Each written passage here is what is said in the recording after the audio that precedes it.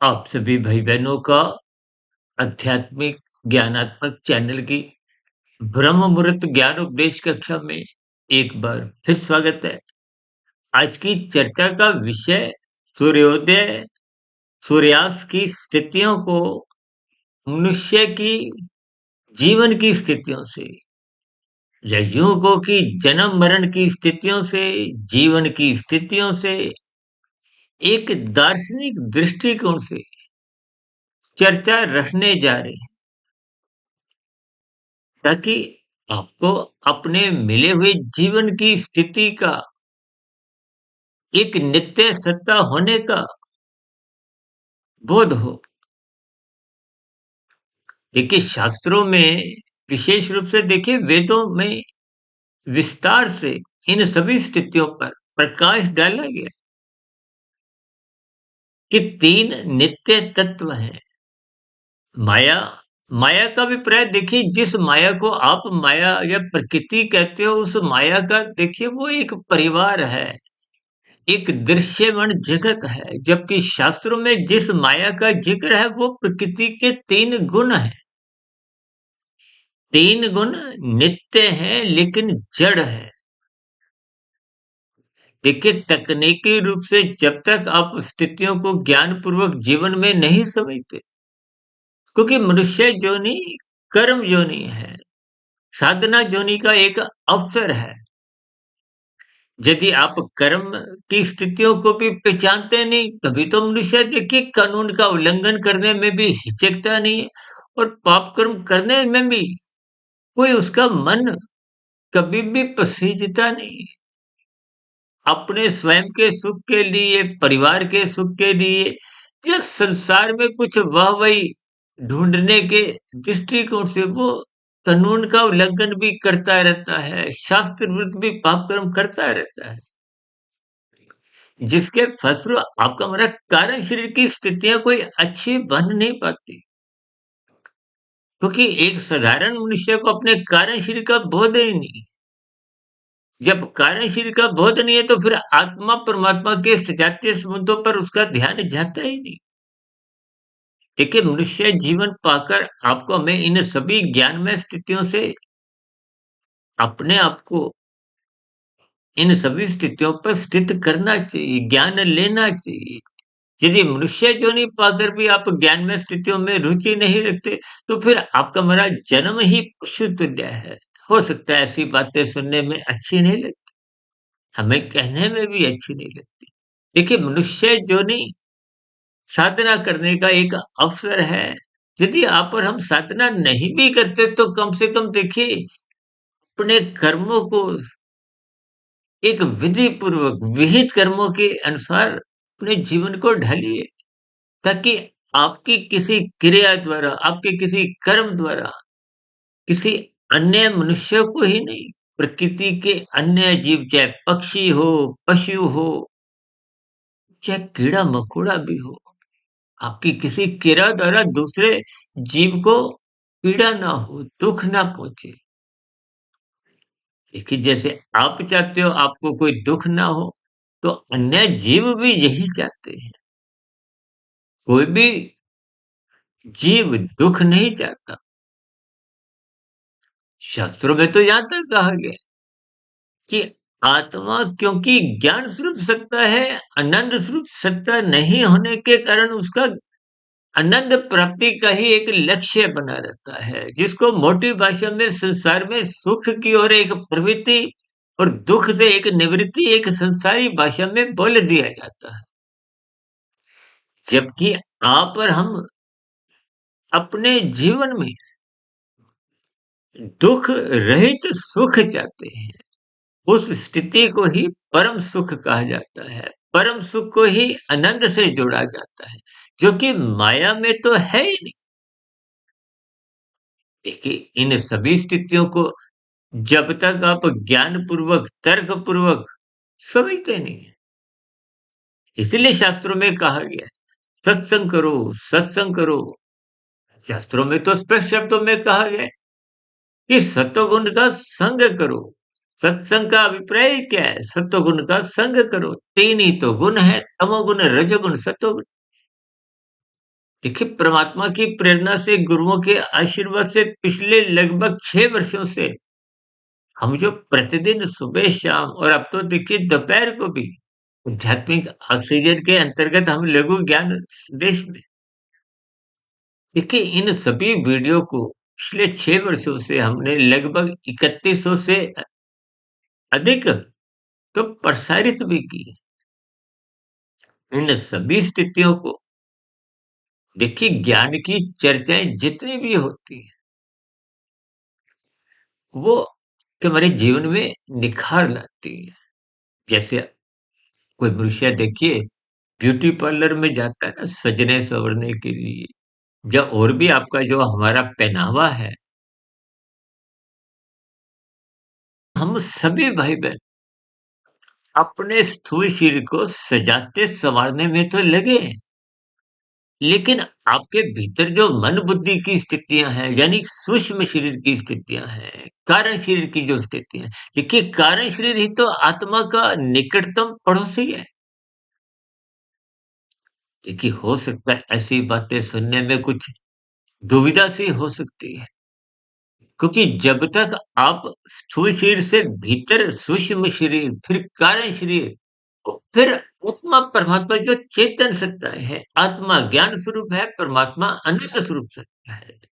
देखिए, आप ज्ञान स्वरूप होते हुए भी बार-बार शास्त्रों में कहा गया सत्संग करो, जबकि जिस ज्ञान की हम चर्चाएँ कर रहे हैं, जो शास्त्र आपको समझाते हैं, गुरु शास्त्रों का ज्ञान आपको समझाते हैं। बार-बार हम भी कहते हैं ब्रह्म मुहूर्त में उठो, ब्रह्म मुहूर्त में उठो।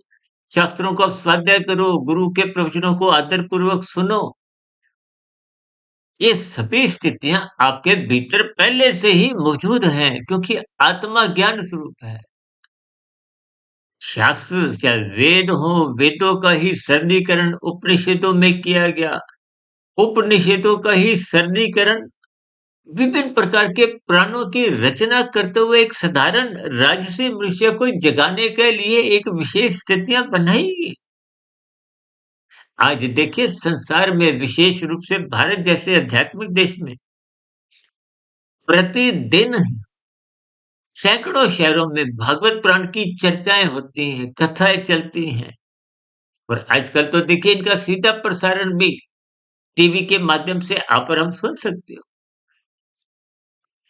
ये कथा कहानियां द्वारा देवी देवताओं का ज्ञान देना, परमात्मा की ओर सम्मुखता बढ़ाना, ये सभी स्थितियां आपको हमें जगाने के लिए मिली ताकि आपकी जो अज्ञानता की स्थितियां, अंधकार में स्थितियां, अंधविश्वास की स्थितियां, जो आपने स्वयं अर्जित की हैं, संसारी विषय भोगों को भोगते हुए, देखिए संसार की पदार्थों को अवस्थानुसार ग्रहण करने से कोई स्थितियां बिगड़ती नहीं है। देखिए जोगी भी तो भोजन करता है और ब्याह शादियों में जब आप और हम भोजन करते हैं, रेस्टोरेंट में जाते हैं, घूमने फिरने की स्थितियां बन जाती हैं या कहीं कहीं देखिए वीकेंड की स्थितियों में शनि इतवार कुछ ऐसी विलासिता रूपी भोजन जब आप लेते हो, दिनचर्या अपनी कुछ प्रमादमय बनाते हो, तो ये सभी स्थितियां आपके आत्मा के ज्ञान को कमजोर करती है। देखिए प्रकृति के 3 गुण तमोगुण, रजोगुण, सतोगुण, इन 3 गुणों के ज्ञान की चर्चा हम बार-बार करते हैं और हम तो आप भाई-बहनों से हाथ जोड़ के विनती करते हैं कि गीता का 13वां और 14वां अध्याय बार-बार पढ़ो। जब तक प्रकृति के 3 गुणों की स्थितियों को आप और हम ज्ञान पूर्वक, तर्क पूर्वक समझते नहीं है, तो फिर अज्ञानता की स्थितियाँ देखिए मेरे पीछे ट्यूब जल रही है। अब इस ट्यूब पर यदि मैं काले रंग का कपड़ा, कागज लगा दूँ, आप मेरी शक्ल सूरत देख नहीं सकोगे। फिर ये लैपटॉप पे लगा हुआ कैमरा भी मेरी फ़ोटो आप तक पहुँचा नहीं सकता। इसका अभिप्राय ही है कि अज्ञानता की स्थितियों में अज्ञानता का अभिप्राय यहाँ अंधकारमय स्थितियों से है। देखिए भीतर से तो ट्यूब का प्रकाश चल रहा है, आपने उसके ऊपर एक काले रंग का आवरण। अब काला रंग का अभिप्राय अज्ञानता की स्थिति है। काले रंग का अभिप्राय निषेधात्मक स्थितियों से है। काले रंग का अभिप्राय तमोगुण से है। इन सभी स्थितियों का अभिप्राय क्या है कि जब-जब आप निषेध कर्म करते हो, कानून का उल्लंघन करते हो, शास्त्र विरुद्ध पाप कर्म कर जाते हो, ये सभी स्थितियाँ आपकी आत्मा को कमज़ोर करती हैं। आपकी आत्मा के ज्ञान को एक कमज़ोर करने का अभिप्राय अज्ञानता की स्थितियों में आ जाता है। जब आप अज्ञानता में आ जाते हो, तो आप और हम कर्मफल सिद्धांत को मानते ही नहीं। देखिए, जब मनुष्य कानून का उल्लंघन करता है, तो यही सोच के करता है कि मैं पकड़ा नहीं गया। अब कोई लाल बत्ती पार करता हुआ भागता है, तो उसका केवल यहीं तक विचार होता है कि मेरा चालान नहीं कटे। देखिए, इन छोटी-छोटी बातों को जब आप ज्ञानपूर्वक समझने लगोगे, तो प्रकृति, शास्त्र देखिए, शास्त्रों का अभिप्राय क्या है? आप हम मनुष्यों को एक ज्ञानमय स्थिति में पुनः स्थित करना। हमारी वीडियो जो 3100 हो चुकी हैं, ये 31,000 भी हो चाहे 31 लाख भी हो जाए, ये भी कोई नया ज्ञान नहीं देती। वेदों का ज्ञान, उपनिषद, पुराण, गीता और भी जितने भी दर्शन शास्त्र हैं, कितने ही महापुरुषों द्वारा भाष्य लिखे गए हैं, इनमें भी कोई नया ज्ञान नहीं है। और हम तो देखिए बार-बार एक ही शब्द केवल एक शब्द सच्चिदानंद। सत्य शब्द प्रकृति के 3 गुणों माया के लिए कहा जाता है।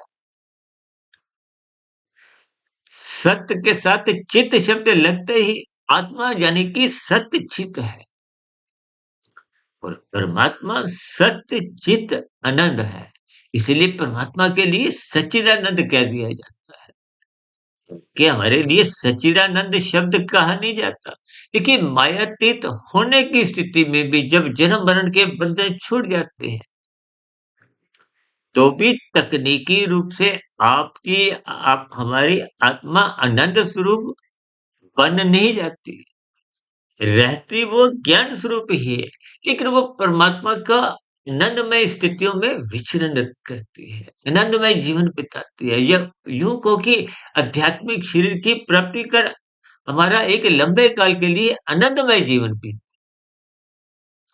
देखिए स्थितियों को कुछ-कुछ अर्थपूर्वक, तर्कपूर्वक आपको मैं समझना चाहिए। तभी हम देखिए कुछ ना कुछ उदाहरणों द्वारा युक्तिपूर्वक कुछ उदाहरण ऐसे देते हैं कि बात की गहराई आपको हमें समझ में आ जाए। क्योंकि मनुष्य जीवन पाकर ही इन सभी स्थितियों को आप और हम समझ सकते हैं। शास्त्र तो बार-बार कहते हैं, जो मनुष्य सत्संग नहीं करता, उसके जीवन में पशु वृत्तियाँ पशु वृत्तियाँ का मतलब क्या है? आहार, मैथुन, निद्रा, भय। आज आपकी हमारी जो स्थितियाँ हैं, सत्संग के बिना तो ये 4 पशु वृत्तियाँ ही नाचती रहती हैं। आज कलयुग में ऐसी ही स्थितियाँ देखिए जब 24/7 विषय भोगों की आसक्ति में ही आपका मेरा जीवन निरंतर डूबता जा रहा है, बहता जा रहा है। ये सभी स्थितियाँ देखिए आज कलयुग में कम अधिक आपके हमारे घरों में भी प्रवेश कर चुकी है। इसका कारण क्या है? देखिए ये रजोगुण, तमोगुण तभी नाचते हैं जब सत्वगुण का नियंत्रण नहीं होता। सत्वगुण का अभिप्राय ज्ञानमय स्थिति से है, सत्वगुण का अभिप्राय धर्म से है। देखिए जब धर्म कमजोर होगा तो अर्थ और काम नाचने लगते हैं। आज संसार में देखिए अर्थ और काम का ही बोलबाला है। देखिए अर्थ कहो, धन कहो, ये कोई प्रत्यक्ष रूप से खाने की स्थितियां नहीं है। किसी के पास करोड़ों, अरबों, खरबों जितनी भी दौलत हो, नाश्ते में तो वो भी देखिए रोटी, ब्रेड, चावल, कुछ भी फ्रूट, फल यानी कहीं भी कुछ पदार्थ ही लेता है। ये धन प्रत्यक्ष रूप से केवल सुख सुविधा के साधन जुटा सकता है। खाद्य पदार्थ को और भी देखिए विभिन्न सुख सुविधा के साधन आपको हमें मिल सकते हैं। और ये सुख सुविधा के साधन जब आप रसपूर्वक भोगते हो, तो आपकी आत्मा कमज़ोर होने लगती है। आप परमात्मा स्थितियों में गिरने लगते हो।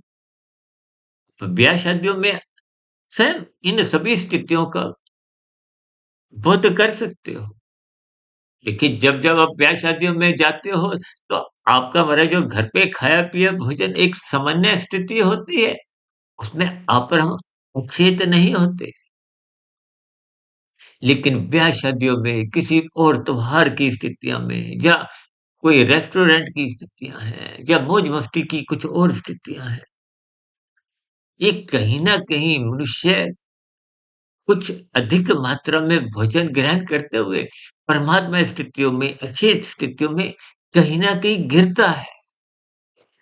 ये गिरने की स्थितियाँ क्या है? परमात्मा स्थितियाँ, ये राजसी स्थिति हैं और रजोगुण, तमोगुण पड़ोसी हैं, पास-पास रहते हैं। जो रजोगुण में सतोगुण की एक छत्र छाया कहो, उसकी सुरक्षा कवच नहीं रखता। जैसे बरसात में आप बिना छाते के जाओगे तो आप तो भीग ही जाओगे। ये संसार में विषय भोगों की जो स्थितियाँ हैं, ये कुछ ऐसी बन चुकी हैं कि मनुष्य इसमें भीगना चाहता है, नहाना चाहता है और नहाते-नहाते कुछ ऐसी स्थितियाँ बन जाती हैं कि मनुष्य उनमें डूब जाता है। देखिए, नहाने में, डूबने में यदि आपका हमारा जीवन बीत जाता है, तो ये सभी स्थितियाँ आपके हमारे जीवन की कोई फलदायी, कोई सार्थक स्थितियाँ नहीं। देखिए, सुबह सूर्य निकलता है, शाम को सूर्यास्त की स्थितियाँ जो होती हैं, जिसको लेकर आज हमने चर्चा को एक दिशा दी है। जैसे आपका हमारा जन्म होता है, माता के गर्भ में देखिए, स्थूल शरीर का निर्माण क्रिया आरंभ होती है। ये 84 लाख प्रकार की योनियों का अभिप्राय हमारे स्थूल शरीरों से है। माता के गर्भ में सूक्ष्म शरीर, कारण शरीर, आत्मा और परमात्मा का प्रवेश होने के साथ ही स्थूल शरीर के निर्माण की प्रक्रिया आरंभ होते हुए 9 महीने 9 दिन की जो शास्त्रों में स्थितियाँ समझाई गई हैं, उसमें पूर्ण होते हुए उसके बाद का देखिए शिशु काल की स्थितियाँ हैं। जैसे सूर्योदय हो जाता है, वैसे ही हमारा जन्म हो जाता है। देखिए, सुबह आप देखते हो ना सूर्योदय की स्थितियाँ बहुत ही एक लालिमा कहो, उषा काल का समय कहो, बहुत ही मधुर समय होता है। जैसे बच्चा कोमल स्वभाव का होता है।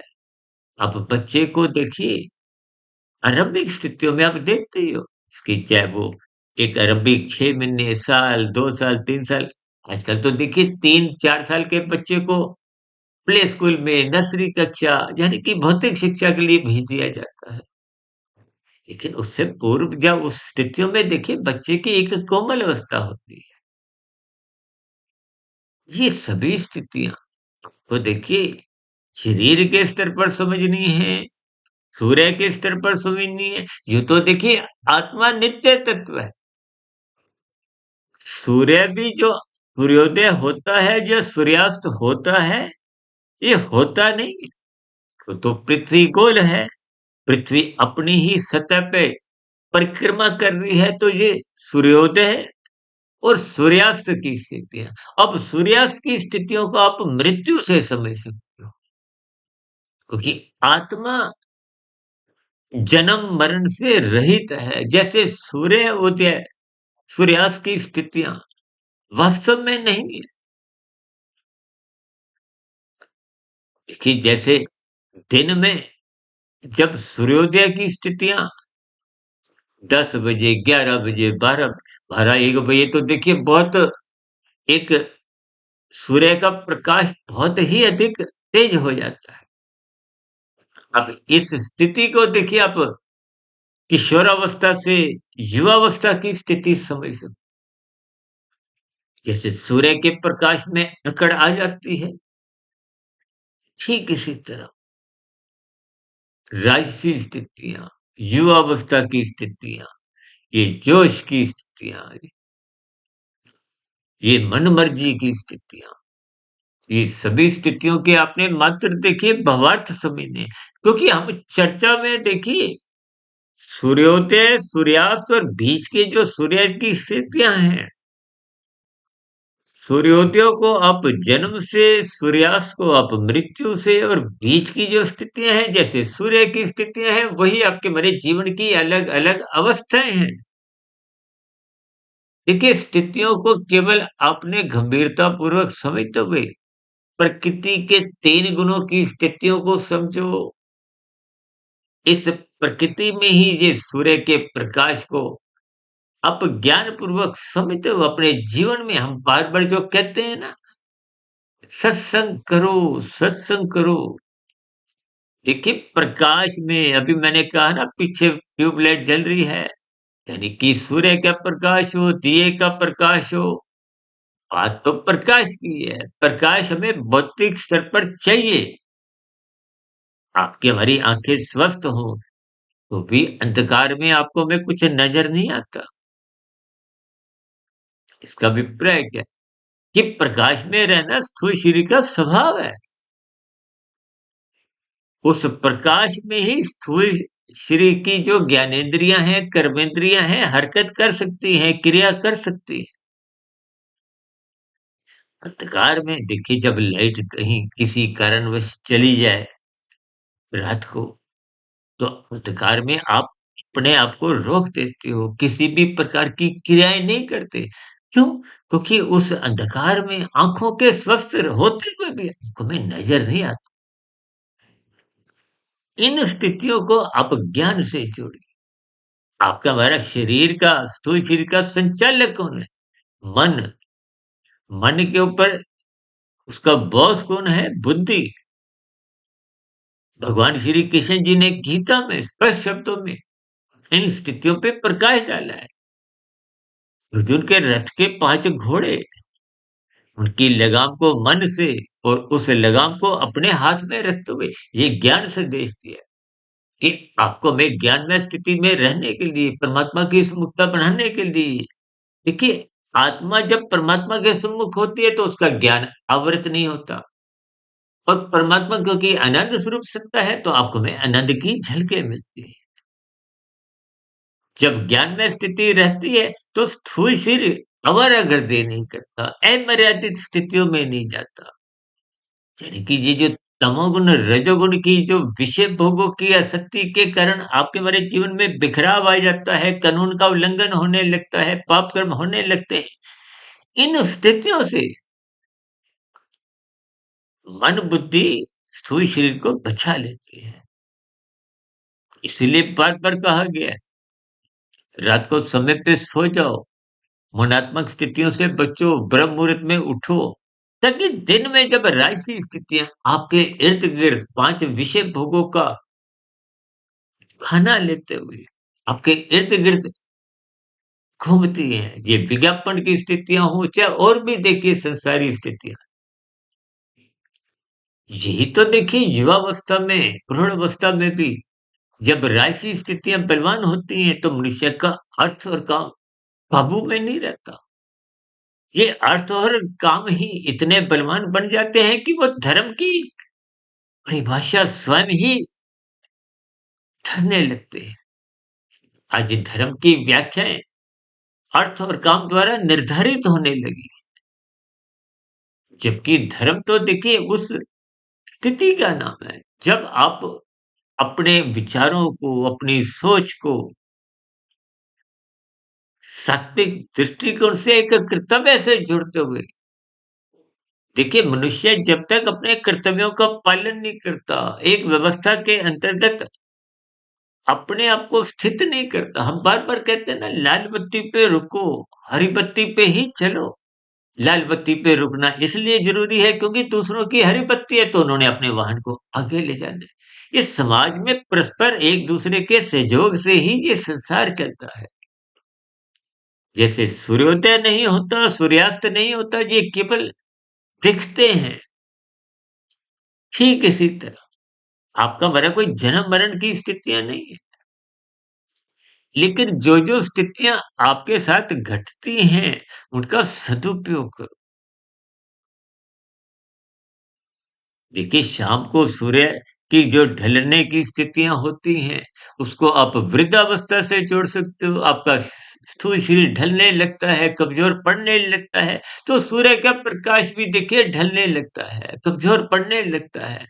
कुछ संध्याकालीन की स्थितियाँ बनने लगती हैं।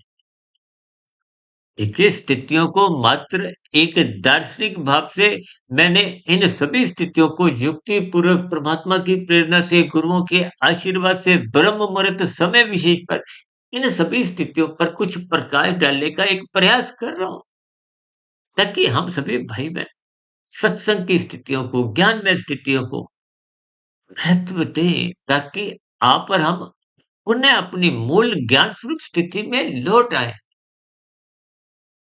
क्योंकि तन के स्तर पर, स्थूल शरीर के स्तर पर विषय भोगों की आसक्ति तभी अधिक बनती है जब आप स्थूल शरीर को महत्व देते हो।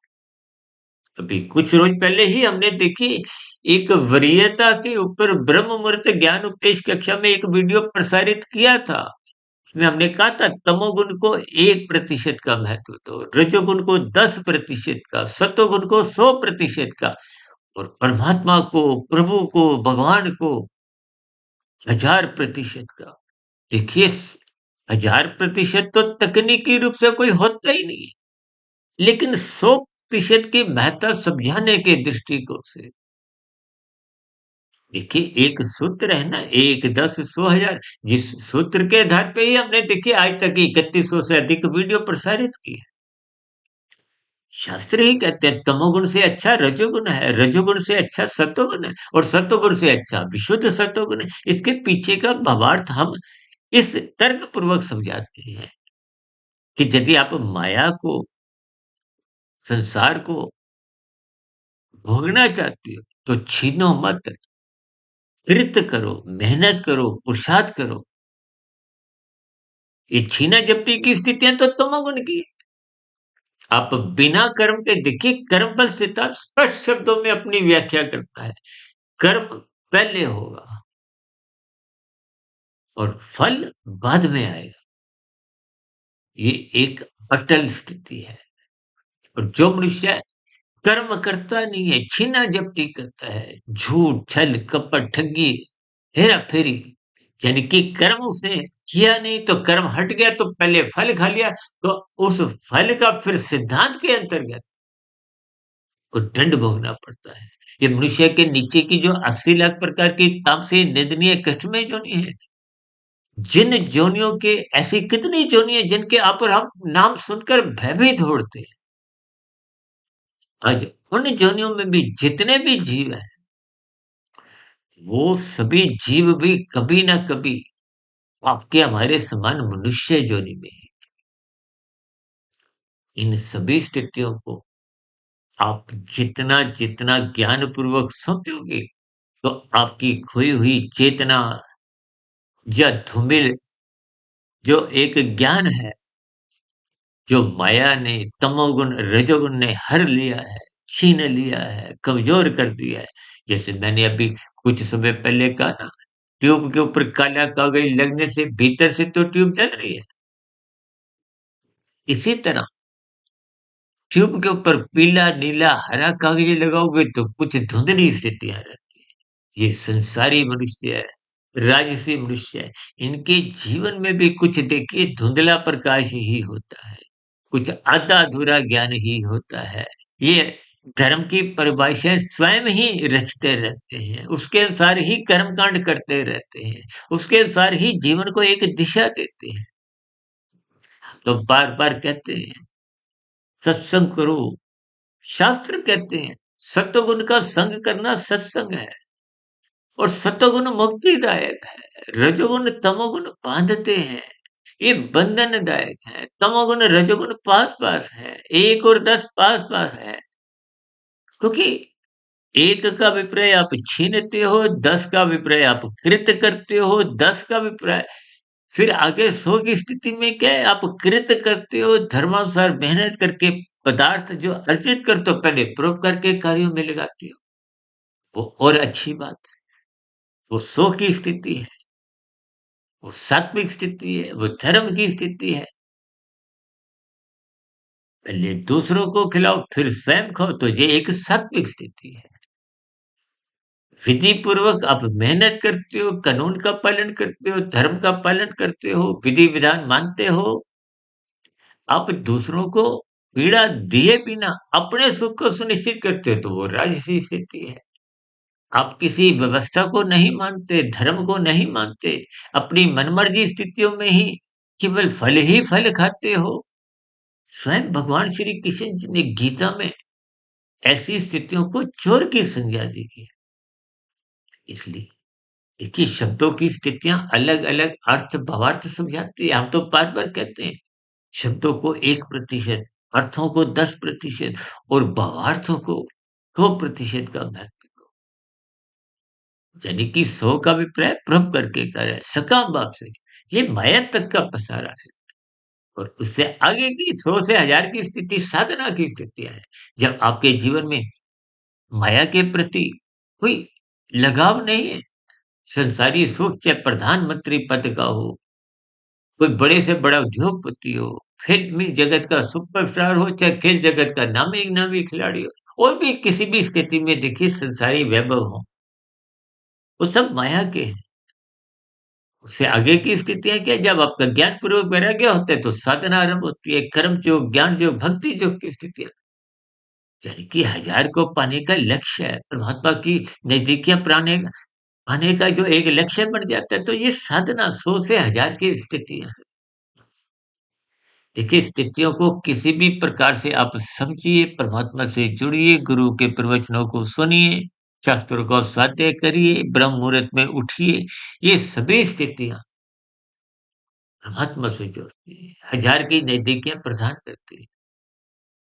देखिए, आज सूर्योदय और सूर्यास्त की स्थितियों को ही, कि हमारी जन्म मृत्यु की स्थितियाँ, सूर्य ढलने को एक वृद्धावस्था की स्थितियाँ, विभिन्न स्थितियों से देखिए हम अपनी चर्चा को एक दिशा देते हैं, ताकि कोई बात किसी को समझ में आ जाए। लेकिन जब तक बात समझ नहीं आती, समझ में आने का अभिप्राय जब तक वो बुद्धि के स्तर पर भीतर नहीं जाती। देखिए, कानों के स्तर पर सुनना, आँखों के स्तर पर पढ़ना, ये बहुत ही आरंभिक स्थितियाँ, ये कुछ अल्पकालिक प्रभाव डालती है और यदि इसके बाद चिंतन मनन नहीं करो तो फिर ये उड़ जाती है, खराब हो जाती है, कमज़ोर पड़ जाती हैं, समाप्त हो जाती हैं। कि आप घर पे पदार्थ लाते हो, दूध, ब्रेड की एक्सपायरी डेट होती है, तो फिर सत्संग रूपी स्थितियों की भी कुछ एक्सपायरी डेट बनने लगती है। देखिए, इन सभी स्थितियों की कहीं शब्द आप समझिए, कहीं अर्थ समझिए, कहीं भावार्थ समझिए। किस दृष्टिकोण से क्या बात रखी गई है, ताकि आपका हमारा मिला हुआ जीवन भौतिक स्तर पर भी सफल हो, आध्यात्मिक स्तर पर भी सार्थक हो, ताकि आपके हमारे कर्मों की, कार्यशील की स्थितियाँ कर्माशय के रूप में बिगड़े नहीं, संस्कारों के रूप में स्थितियाँ बिगड़े नहीं, ताकि कम से कम हम अधोगति से, ये नीचे की 80 लाख प्रकार की योनियों में गिरने से, अधोगति की स्थितियों से बच जाएँ। यदि मिले हुए जीवन में ही हम मायातीत की स्थिति को प्राप्त कर लेते हैं, तो देखिए 100% की, 1000 की स्थिति है, मोक्ष की स्थिति है। अन्यथा उस लक्ष्य की प्राप्ति के लिए आप निरंतर आगे बढ़ते रहिए। आप किसी भी चैनल से जुड़िए, लेकिन परमात्मा को सब्सक्राइब अवश्य करें। केवल चैनल मात्र से, चाहे हमारा चैनल हो, चाहे किसी अन्य वक्ता का, महात्मा से जुड़ना, महात्मा को सब्सक्राइब करना नितांत आवश्यक है। स्थितियों के संदेशों को परमात्मा की प्रेरणा से, गुरुओं के आशीर्वाद से, ब्रह्म मुहूर्त समय विशेष में मैंने कुछ प्रकाश डाला है। फिर भी समझाने में माया बद होने के कारण कुछ स्थितियों में कमजोरी रह सकती है। इससे इनकार नहीं है। फिर भी आपके मन में कोई प्रश्न हो, कोई मेरी कही गई बातों पर आपका कोई सुझाव हो या किसी आपत्ति या शिकायत की स्थितियाँ हों, तो नीचे दिए गए कमेंट्स बॉक्स आपके प्रश्नों का, सुझावों का और शिकायतों का सदा ही स्वागत है। चर्चा विशेष को यहीं विराम देते हैं। दिन में आध्यात्मिक ऑक्सीजन के अंतर्गत लघु ज्ञान संदेश कक्षा में और शाम को सर्व कल्याण वृक्ष की प्रश्नोत्तर ज्ञान कक्षा में फिर मुलाकात होगी। तब तक सुधीर भाटिया फकीर को इजाजत दें। वीडियो विशेष को ध्यानपूर्वक, धैर्यपूर्वक, गंभीरतापूर्वक सुनने के लिए आप सभी भाई बहनों का बहुत बहुत